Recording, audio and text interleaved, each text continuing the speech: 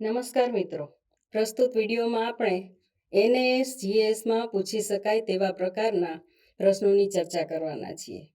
શિક્ષક તાલીમમાં આપ સૌએ જ્યારે ઓનલાઈન મોડ અને ઓફલાઈન મોડથી તાલીમ યોજાય ત્યારે પ્રશ્નોને રેટિંગ આપવાનું છે એવી વાત આપણે અગાઉના વિડીયોમાં જોઈ ગયા છીએ.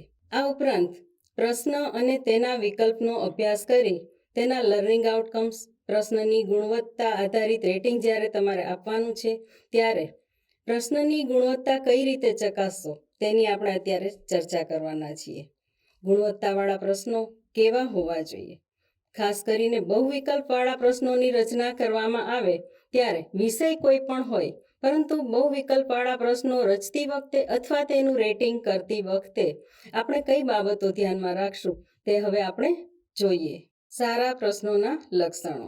પ્રશ્નો સ્પષ્ટ અને અસંદિગ્ધ હોવા જોઈએ. કોઈ પણ વિદ્યાર્થી, કોઈ પણ શિક્ષક જ્યારે તે પ્રશ્ન વાંચે ત્યારે તેનો એક જ અર્થ થતો હોય, તેના કોઈ બીજા અર્થ ન થવા જોઈએ. વિકલ્પો અસરકારક હોવા જોઈએ. જ્યારે વિકલ્પો મૂકવામાં આવે છે પ્રશ્નો માટે તો ચારે ચાર વિકલ્પ વિદ્યાર્થીને અસરકારક એટલે કે સાચા જવાબની નજીક હોય તેવા લાગવા જોઈએ. આગળ, વિકલ્પો તર્કબદ્ધ રીતે ગોઠવાયેલા હોવા જોઈએ. જ્યારે ચાર વિકલ્પો ગોઠવવામાં આવે છે પ્રશ્નના જવાબ તરીકે અને જેમાંથી એક જ વિકલ્પ સાચો હોય છે, પણ છતાં જે ચાર વિકલ્પો આપવામાં આવે એ તર્કબદ્ધ રીતે ગોઠવાયેલા હોવા જોઈએ. પ્રશ્નની જ્યારે આપણે ચકાસણી કરીએ છીએ કે પ્રશ્નની ગુણવત્તા કેવી છે ત્યારે પ્રશ્ન સાથે સાથે તેના વિકલ્પોનો પણ આપણે અભ્યાસ કરતા જવાનું છે, જેથી આપણે રેટિંગ આપીએ તે યોગ્ય રીતે આપી શકીએ. માનસિક કસરત, મથામણ કરવી પડે તેવા વિકલ્પો હોવા જોઈએ. એટલે કે દરેક વિકલ્પ વિદ્યાર્થીને સત્યની નજીક લાગતો હોય. જે તે વિષય વસ્તુનો પ્રશ્ન પૂછાયેલ છે તે વિષય વસ્તુ સાથે સંબંધિત વિકલ્પ હોય. મારી મચડીને કોઈ વિકલ્પ બનાવેલ હોય એવું ન લાગવું જોઈએ. એટલે બાળકને કોઈક માનસિક કસરત કરવી પડે.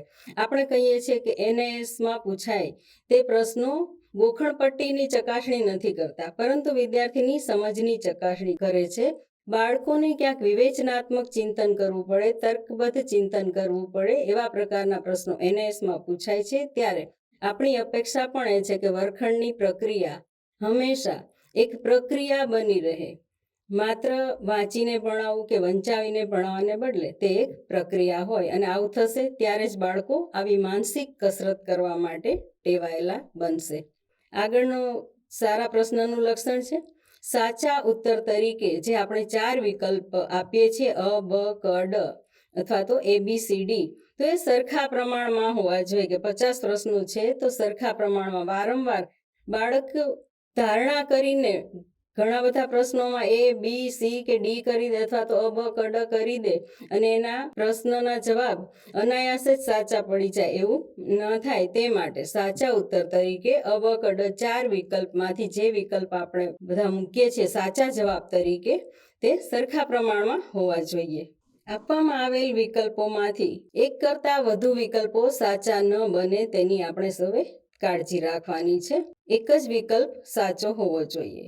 આ ઉપરાંત જે ચાર વિકલ્પો આપવામાં આવ્યા છે એમાં ક્યાંય અનાયાસે એવું ના થઈ જાય કે 50-50 જેવું ચિત્ર સર્જાય કે હા આ બે વિકલ્પ તો ન જ હોઈ શકે, ઓટોમેટિક એ વિકલ્પ બહાર કરી દે લોજિકલી વિદ્યાર્થીઓ, એવું પણ ન થવું જોઈએ. એટલે એક જ વિકલ્પ ચાર વિકલ્પમાંથી સાચો હોય તે રીતે વિકલ્પોની રચના કરવી જોઈએ. વય કક્ષા અનુરૂપ વાક્ય રચના અને શબ્દ પ્રયોગો કરવા જોઈએ. વિકલ્પોની લંબાઈ બને તેટલી સરખી રાખવાનો પ્રયત્ન કરવો જોઈએ. બિનજરૂરી પુનરાવર્તન પ્રશ્નમાં કે વિકલ્પોમાં ક્યાંય પણ ન થાય તેનું ધ્યાન રાખવું જોઈએ. ઉપર પૈકી બધા કે ઉપર પૈકી એક પણ નહીં, આવો વિકલ્પનો જ્યારે મૂકવાનો થાય તો પ્રસંગોપાત જ તેનો ઉપયોગ કરવો જોઈએ, અથવા તો તે સાચા કે ખોટા વિકલ્પ તરીકે હોઈ શકે.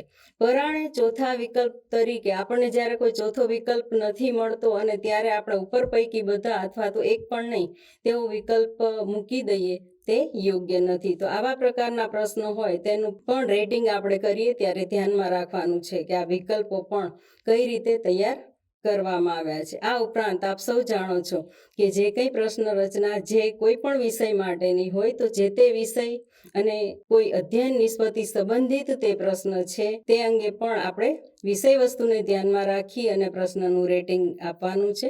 પ્રશ્ન જે તે અધ્યયન નિષ્પત્તિ આધારિત હોવો જોઈએ તે આપણે સૌ ધ્યાનમાં રાખી આપણને જે તાલીમ મોડ્યુલમાં પ્રશ્નોનું રેટિંગ કરવા માટે કહ્યું છે તો આપણે તમામ વિષયો માટે સારા પ્રશ્નના લક્ષણોને ધ્યાનમાં રાખી અને પ્રશ્નોનું રેટિંગ કરીશું. આભાર. નમસ્કાર.